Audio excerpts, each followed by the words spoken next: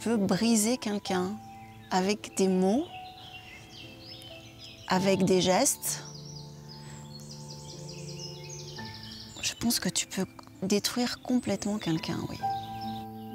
Si je n'avais pas brisé le silence, si je n'avais pas fait part de ma souffrance en dehors de ce huis clos, je pense que je ne m'en serais pas sortie. Celle qui parle ainsi est une femme d'ici, éduquée. Elle s'était mariée pour le meilleur et pour le pire, quitte à faillir y perdre la vie.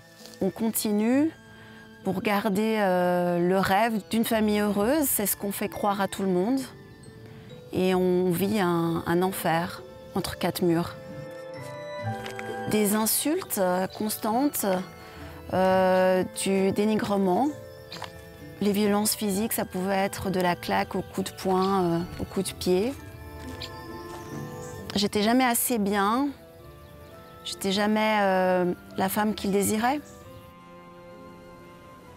J'avais l'impression d'être traquée constamment, sous surveillance.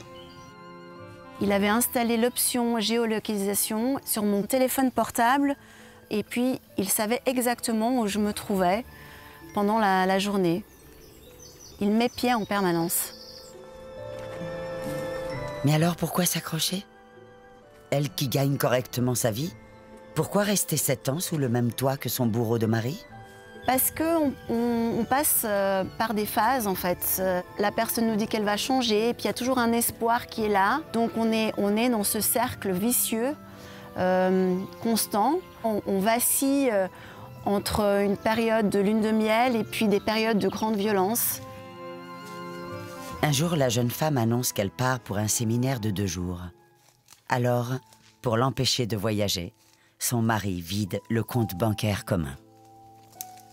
Et à ce moment-là, j'en ai parlé avec mon chef au travail.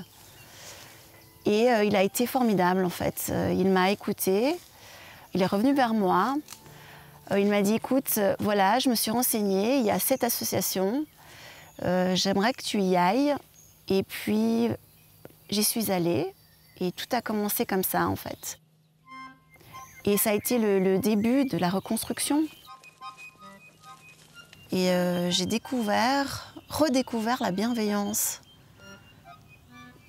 l'écoute, d'être prise au sérieux. Tout d'un coup, ma parole a du sens. Voilà, il faut briser le silence. C'est le premier pas.